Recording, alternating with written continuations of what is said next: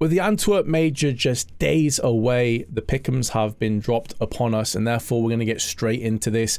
As is tradition on my YouTube channel, we're going to go through each of the stages, explaining why I'm picking which teams I'm going for, and of course the end goal is not just get myself diamond, but those of you that want to follow in on the journey as well. I got the last 2 diamonds, so I want to make it 3 in a row, and I'm very lucky and privileged that I'm actually going to be attending the Antwerp Major as broadcast talent as well. So I'm going to be able to bring you some of the games live, but additionally, I'm going to make sure that I still put the videos out there, so you're not going to miss any of the videos. It may be a different backdrop, it may be from the hotel room, but I'll make sure I get them all made for you.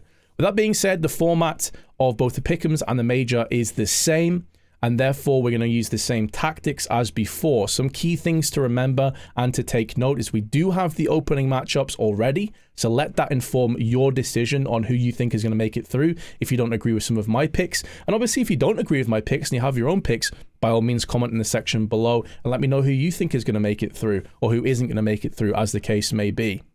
The other part of that as well is that the Pickems themselves haven't changed, so if you go for a 3-0 pick, let's say that you go for G2 to 3-0 this, I think quite a lot of people probably will have G2 in that 3-0 spot, and they lose 1 game, you will not get credited with that. You need 5 out of 9 correct picks here to progress through and keep the diamond dream alive. So therefore, I'm going for more of a gamble, a bit of a Hail Mary pick as my 3-0, a team that could progress 3-0, but absolutely could also get knocked out and just have a stinker of a tournament. So keep that in mind with my picks. And then from left to right, I'm going to go from my most likely team to progress through to my least likely team to progress as well. So without further ado, let's get into the opening matchups. On stream A, Vitality take on Complexity first. Probably the game of the day, if we're being completely honest here. G2 will be up against Liquid. This is another reason why I would say picking G2 or Liquid to 3-0 is probably not a great idea. It's a best of 1. It's the first match. They're both solid teams. That's a really hard one to judge. Astralis will go up against IHC. After that, MIBR up against Outsiders. On stream B, Bad News Eagles take on Eternal Fire up first. Fours against Renegades. Imperial Esports against Team Spirit, and finally Ents will take on 9Z Team. So those are the opening matchups, and that has certainly changed a couple of my opinions on which teams I think may progress or may not progress, and especially on my 0-3 pick, which we will get back onto a bit later on. So up first is the 3-0s. If I keep looking at my second screen, it's because I've already got a bunch of notes and stuff prepared for the Major anyway, because I'm going to be there casting. So I thought it'd just be interesting to use some of those notes to inform my opinion a little bit more. 3-0 pick. I'm looking at a couple of teams here for the 3-0 with this gamble mentality. First is going to be Imperial. This is a team that has a very tenured, a very experienced roster, actually. I was going to say a core, but actually the entire roster is experienced at this point. But the core of Fallen, Fur, and FNX are 2-time major winners in their own right. That cannot go under the radar, in my opinion. They have experience, a lot of it. Now, obviously, these guys knew that this is probably one of their last chances. Their last team was called Last Dance, so they know this could be their final charge, and then maybe after that is going to be retirement or going down to like tier 2, tier 3, something of that nature. Unless they do really well, I guess, in which case they'll just keep it going forward. But if they have a bit of a stinker of this event, then it's going to be hard to justify keeping this going for a lot longer. I think that could spur them on. That could act as motivation. That could really get them, a fire in their belly, really, and get them to take off. Additionally, Vinny, by the way, on his HLTV rating is on a 1.16 over the last 3 months. This guy has been performing really well. My one issue, though, with this Imperial team is, do they have the consistent firepower to be knocking down some of the top teams in this Challenger stage? I'm not sure. Because the caveat with that 2-time major winning core is they had some really solid players alongside them. They had the likes of Cold Zero alongside them. Now, is that going to remain to be the case when they don't have him anymore? Not sure. That's why they're a bit of a gamble pick for me. And the other team is Outsiders. Now, you might think that Outsiders is a roster that on paper should breeze through here. They should be one of the cast iron guarantees. But I think there's too many caveats and there's too many asterisks next to this team's name for me right now to feel really comfortable putting them in as a certainty. I think they're more suited towards this 3-0 pick. And the reason why is, one, there's been some murmurings coming out about Yekindar potentially wanting to leave Outsiders after this major, regardless of the result. That could suggest there's turmoil. That could suggest there's a strange atmosphere within this team. It's also possible that that just kind of drives them forward. Maybe Yekindar, wanting to get out of this team, puts himself in the shop window and performs some of his best Counter-Strike, some of his best performances to date. Maybe he is the consummate professional. He seems like a really chill and like switched on guy, so I have no reason to think he's just not going to bother trying. But it's hard to really gauge like how this team is and the inner workings of the team. They had a decent performance at the last major if you look at it purely on where they placed, but when you actually peel the curtain back and you look at how the team performed and some of its key members like James, it was actually a disappointing result. They got knocked out in the quarterfinals by Heroic, which, okay, Heroic made the semis. That's a solid performance from them by all means. And they didn't get completely obliterated from G2 either. I believe Heroic got one map against G2 in the semifinals. And G2 nearly, obviously, beat NARV. So that in itself, if you go down the very strange rabbit hole, suggests that VP didn't do too bad. But when you look at their performances, they look shoddy. They were shambolic. They were scraping wins against teams they should be obliterating. All the promise that we saw coming into that tournament just seemed to vanish. And yes, Flit came in for Sanji. It was very last minute. It was a bit of a head scratcher. But Flit obviously has a higher skill ceiling than Sanji does. So this team, on paper, if it performs well, could 3-0. It is feasible. Additionally, their first game is up against MIBR, and I'm not completely sold on this MIBR roster. I think they're very good when you look at the NA, South American side of things, but when you're starting to get some European teams in the mix, I think they are struggling quite a lot. So I think Outsiders could start off at a 1-0, and I think that they could very well 3-0 this with just the sheer amount of ability they have.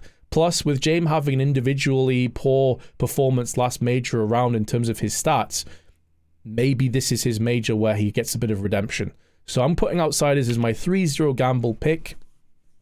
And now we're going to start picking some of the teams that I think are much more likely to get themselves in. We're going to start with G2. I think this is a no-brainer. You look at the G2 roster, it's just stacked. There's no two ways about it. This team is stacked.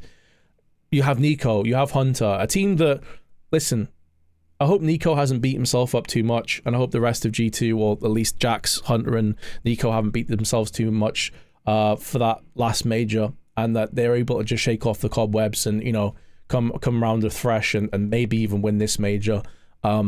These guys are sensationally good. And when you join them with Alexi B and m0NESY, this is a team that, if it gels, it's going to be a real threat. This is going to be a nightmare team, nightmare fuel for most squads that go up against this. That is a big if, though, because m0NESY obviously doesn't have the most experience. He's still a very young man himself. He's still finding his way. Incredible talent. I mean, there's no two ways about it. And he's performed very well this last few months in particular.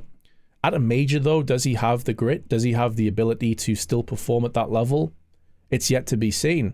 I have no reason to think he won't, but I also can't guarantee that he will. Alexi B's leadership is obviously known for being very, very solid, and he's also a player that can frag out. So you look at some of their recent results, it hasn't necessarily boded the best, but I think as time goes on, this team is just going to get stronger and stronger. Their first game, additionally, I should mention, another reason why I really don't think you should be picking G2 and Liquid, as I just did touch on before. They play against each other, so keep that in mind in the best of one. Recent results, 2-1 loss, a 2-1 win against Astralis, but it was very close, and it was 19-17 on the third map. So Astralis are a good team, don't get me wrong, but they just snuck through there. They beat Bad News Eagle 16-10, they beat Sangal 16-10, but they also lost against Anonymo 16-19. So it's been a bit of a back and forth engage. They're not exactly blitzing teams out, but again, from closer games and from losses, you learn a lot more from a win, is what I've heard many times over from many professional players, many coaches, and many IGLs. So take that with a pinch of salt. Next up, I'm going to go with... I'm going to go with Vitality. Yeah, this team has had its issues. There's no getting around from it. It's been a bit of a turbulent time this last sort of 6-8 months. I don't think that they've performed really at the level that a lot of people expected. Zaiwu himself has come under some scrutiny and some criticism for maybe not being at that kind of massive level that people expected, but that's mainly just expectancy that people have. Like it kind of got out of reasonable territory, I would say. When you expect someone to literally be on Simple's level and to be trying to go head-to-head with Simple and he doesn't quite live up to the mark, that doesn't make him a bad player. You know, I think he's a bit of a victim of his own success and his own ability level to some degree. You put him alongside some of this Danish contingent, though, that has joined the team and the roster, and I think it's a very interesting mix and mesh. And one of the key parts of this isn't even a player, it's Zonic. I think Zonic coming in as the coach here is so massive for Vitality, and they are just looking stronger and stronger as time goes on. Dupree and Magisk also stepping in. Obviously, Zonic has a very solid work relationship with the two of them. Then you're joining them with Apex, Zaiwu, and Masuta. This team on paper just looks super sharp. Additionally, their recent results, they have a 2-1 win against Mouse, 16-11 victory against Eternal Fire, they beat Dignitas 16-6, and all of these recent results, by the way, I'm taking from fairly higher tier events and also over the last month or 2 months at most, because some teams haven't played as much. They also lost against Na'Vi 0-2. Okay, that's Na'Vi. That's not really anything too shameful. And they very nearly beat FaZe, but lost out 14-16 against FaZe, which again is a legit result and unfortunate not to get the W there.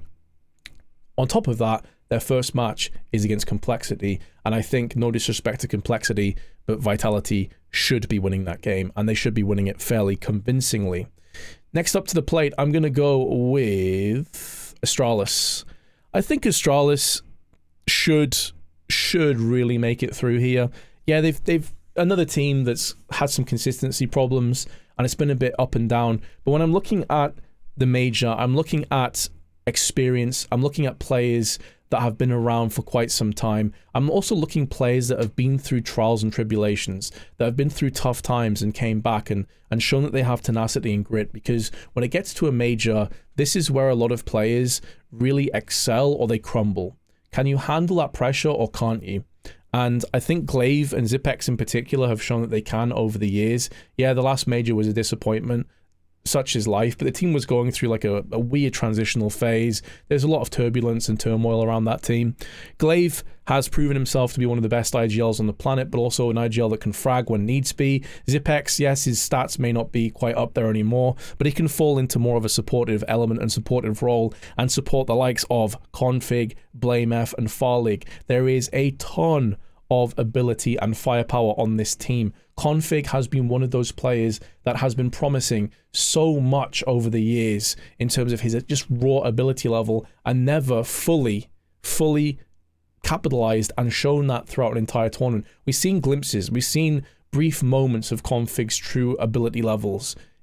I want to see him really explode in this tournament. I want to see him just go nuclear on this tournament, and I think he could. I think this could be the moment where this team clicks and Config can really come alive. And if he does, by the way, they're going to be a legit threat for this entire tournament, not just the Challenger stage. Next, I'm going with Ents. Ents had a very good Challenger stage last time around. I believe they went 3-1. I backed them all the way to the playoffs. Unfortunately, though, the Legend stage is where they came undone. Speaking of excelling or crumbling, they excelled in the Challenger stage, they crumbled in the Legend stage. There were some lackluster performances across the board. You couldn't really blame one person. I will say, if I was to mention a player that I think went above and beyond and really played phenomenally, it was Snappy. The guy you least expected, the IGL, the oldest element in the team, was the guy that was Mr. Dependable and had a really good tournament for the most part. But some of their heavy hitters, the Hades, the Sphinx, they kind of fell off a little bit in the Legend stage, and it was disappointment. They have made a change since then, though. Dotto was dropped, and in comes Madden. Madden, the player that I think does have a higher skill ceiling right now in the game. Also a player that has no problems just being thrown into the mix and becoming a raw entry or lurker, depending on what the team needs him to be. He is very much a team player, and a player I've had my eye on for a while. I really do appreciate what he brings to the team. I think it's only a positive for Ents at this stage. I think they're going to make it through. I think it's going to be fairly comfortable for them. Their first team they play against is 9Z. I should also mention, by the way, another reason I felt like Astralis would make it through is their first game was against IHC. I did touch on that at the start of the video, just as a heads up. So Ents, you're looking at their team, Snappy, Madden, Diha, Hades, and Sphinx, tons of firepower, a lot of teamwork there as well, and they've had some good wins in this last few weeks. They beat Astralis, Heroic, Copenhagen Flames. That's just within the last week or two. So they're hitting the right kind of form at the right time, and that's really important. and therefore I think that could carry them over into a fairly comfortable challenger stage. Next, I'm going with... I'll go with Eternal Fire. No, sorry. I'll go with Liquid next. Liquid, if you look at purely their players, and you look at what these guys have been capable of in the past, you would have them as a surefire, guaranteed pick to make it through to the next stage. My issue with Liquid is consistency has always been an issue, and especially at top tier events. I firmly remember casting at Katowice where they got knocked down a peg by Ents in the quarterfinals, and that was a tournament where people expected Liquid to be neck and neck with Astralis. A lot of people were saying this event is Liquid's to win, like they've got to win this. If they ever want to try and dethrone Astralis, this is it. For the longest time, they were the runner-up. They were the bridesmaid, not the bride. They were always around that area. And then they had a dip, and then there was turmoil, and then they had some changes. And these changes have been positive. Shock's coming in a while back has proved to be pretty good. He's a player with tons of experience, but he's also very capable now that he's starting to take more of a supportive role and actually take a step back a little bit from the heavy fragging roles. He's doing really well for the team. But you look at the core of this roster in terms of firepower, it is ridiculous. Naf, Elige, and OC. Like, these three guys should be enough to carry you through most teams, most situations, and obviously Nitro coming back into the fray as that old head, just veteran, the guy that's been around for so long, and Adren additionally as the coach. This is a combination that's had a lot of time together, a lot of experience together. I think Liquid should get it done, but then you look at some of their results. They beat Complexity 2-0, okay, they should. 2-1 against EG, they then beat EG 2-0, but they lost against Pain Gaming 1-2. And that was recently. That was probably their last game, I want to say, coming into this. Additionally, if you look at their consistent matches, they haven't played as much as some of these other teams. So there are a few head scratches as to how Liquid's going to be performing coming into this. And their first game is against G2. I think G2 are probably the favourites to win that game. If Liquid go down 0-1, they get a bad draw into that second game, they go 0-2. This is where things start to get a little bit scary. The alarm bells begin to ring. I think they will make it through, though. All those things being said, I think they got way too much ability and talent on this team to slip away and not make it to the Legend stage. But we'll have to wait and see what happens. Next, I'll go Eternal Fire. Eternal Fire, for me, are a team that I think will slip under some people's radars. And I understand why, because as a 5-man roster, they haven't exactly set the world alight with their performances. Additionally, there's some elements of this team that if you went back 2 or 3 years ago were really hot prospects and commodities in Xantares and Voxic, but because of some shaky times, shall I say, with other teams, Xantares obviously on big, Voxic and the likes of Cloud9, I think some of their stock has dropped a little bit. And unfairly so, I would say. Voxic is a guy that is alive when it comes to LANs. He is a LAN beast. Make no mistake. This guy at LANs performs. He crushes people left and right. And I think he has a point to prove. I think he has a lot to say to those naysayers that doubted him, that got on his back over the last couple of years during COVID, which I think was especially difficult for him when everything moved online. I don't know if it's motivation. I don't know whether it's just the general workings of how he works as a player. I'm not sure. For whatever reason, his performance dipped online, and now I think at LAN, okay, this is where we see the real player. Xantares alongside him, obviously an unbelievable talent in his own right. You have Calyx, who has a lot of experience with Xantares in the past, playing on teams like Space Soldiers with him, and that's filled in with Immor and Xfloud as well. In terms of their recent matches, a 2-0 win against OG, 2-1 against Fnatic, 22-20 win against Dignitas in multiple OTs. None of those performances are exactly exceptional, and they have also lost 16-4 against FaZe. They got absolutely hammered against FaZe, and a 16-11 loss against Vitality as well. So I can't put them higher up the list. I can't be completely sure they're going to make it through here, but I do feel pretty comfortable that they're going to make it based off Voxic in particular, and their first match is against the Bad News Eagles, which could be a potential banana peel, but I think they should come out ahead on. So, the final team to make it through to the next stage, to advance to the Legend stage. This is a tough one. This is a tough one, but I think it's going to have to be Imperial. So, I was talking about Imperial before. You know, I was going back and forth on the idea of them being a 3-0 pick. My concern with Imperial is they have all the experience, but do they have enough firepower, consistent firepower, to take them and push them and propel them through to the next stage?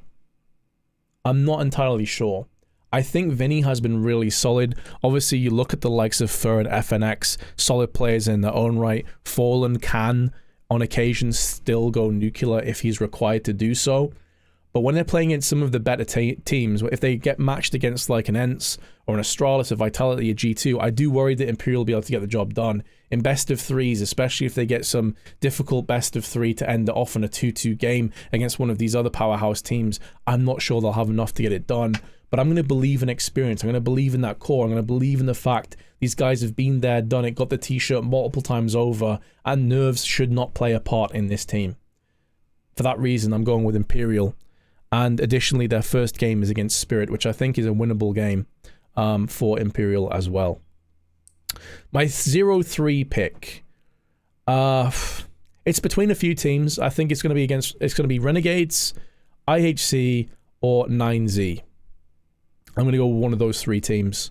And I think the most likely is probably Renegades. If I have a look at their opening matchups, Renegades play 4s in their first game, 9Z play against Ents, and IHC playing against Astralis. The thing is, though, that IHC in recent times have actually got a win against Renegades, and I believe that was a 2-0. Let me just double check this.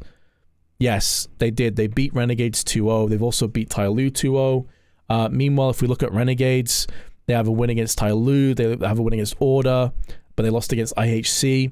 This is also a team that's going through a bit of a false narrative right now. A lot of people look at their ranking in the world and they're like, wow, they're 51st. How are they so low?